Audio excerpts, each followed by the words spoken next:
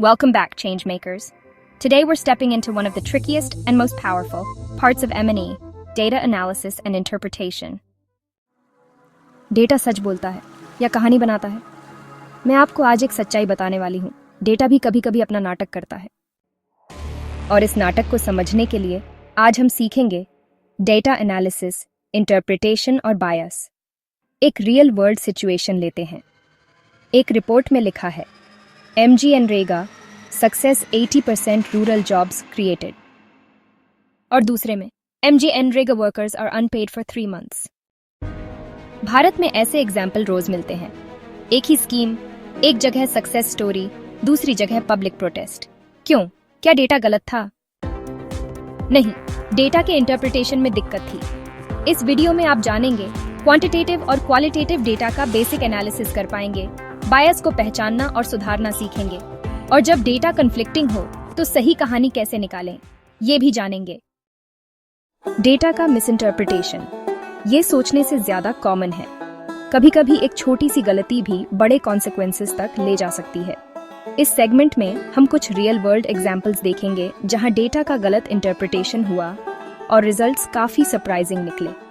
इन cases को समझने से हमें ये पता चलेगा कि एक्यूरेट डेटा एनालिसिस कितना इंपॉर्टेंट है और कौन से पिटफॉल्स से हमें बचना चाहिए। तो चलिए डाइव करते हैं उन मिस्टेक्स में और देखते हैं कि हम इनमें से क्या सीख सकते हैं।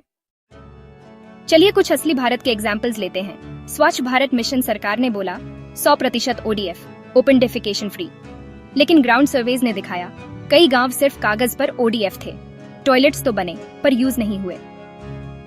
क्या हुआ? सर्वे में सिर्फ स्ट्रक्चर देखा गया, बिहेवियर नहीं। स्किल इंडिया मिशन सर्टिफिकेट्स लाखों में बांटे गए।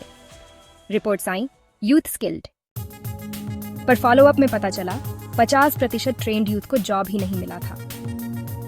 क्या हुआ? सक्सेस इंडिकेटर बन गया सर्टिफिकेट डिस्ट्रीब्यूशन, न कि एम्प्लॉयमेंट आउटकम। हमें यहां से क्या सीख मिला? डेटा स्ट्रक्चर देखने से पहले सिस्टम स्ट्रक्चर देखना जरूरी है। जो मेजर करोगे वही रिजल्ट मिलेगा। डेटा में बायस होना किसी भी एनालिसिस के आउटकम्स को काफी ज्यादा इंपैक्ट कर सकता है। इसीलिए ये जरूरी है कि हम इन बायसेस को समझें और पहचानें ताकि रिजल्ट्स एक्यूरेट और फेयर रहें। अलग अलग तरह के बायस को पहचानकर हम उनके इफेक्ट्स को कम कर सकते हैं और अपने डेटा की रिलायबिलिटी को बेहतर बना सकते हैं। बायस कुछ ऐसे एंटर करता है। कलेक्शन बायस, सिर्फ अवेलेबल लोगों से डेटा कलेक्ट कर लेना। कॉन्फर्मेशन बायस, वही डेटा देखना जो अपनी सोच से मैच करता हो। इंटरप्रिटेशन बायस, रिजल्ट्स को अपने हिसाब से ट्विस्ट करना। एग्जाम्पल जैसे कि किसी एग्रीकल्चर स्कीम का सर्वे सिर्फ बड़े किसानों से कर लिया, छोटे किसानों का डेटा गायब। आज के लिए आपकी एक्टिविटी है डिस्क्रिप्शन में दिए गए 2 डमी रिपोर्ट्स पढ़िए, एनालाइज करिए, गैप्स और बायसेस को पकड़िए, फिर कमेंट्स में लिखिए किस रिपोर्ट पर आप भरोसा करेंगे और क्यों। क्रिटिकल थिंकिंग और डेटा एनालिसिस की ताकत को समझना बहुत जरूरी है। ये 2 चीजें मिलकर हमें सही निर्णय लेने में मदद करती हैं। क्रिटिकल थिंकिंग ऑन करना है। याद रखिए, डेटा डिसेप्टिव हो सकता है, स्टोरीज इमोशनल हो सकती हैं और असम्पशंस डेंजरस होती हैं, लेकिन एक चीज पावरफुल होती है, क्रिटिकल थिंकिंग। अगले वीडियो में मिलेंगे। Need support in analysis? Mail existence.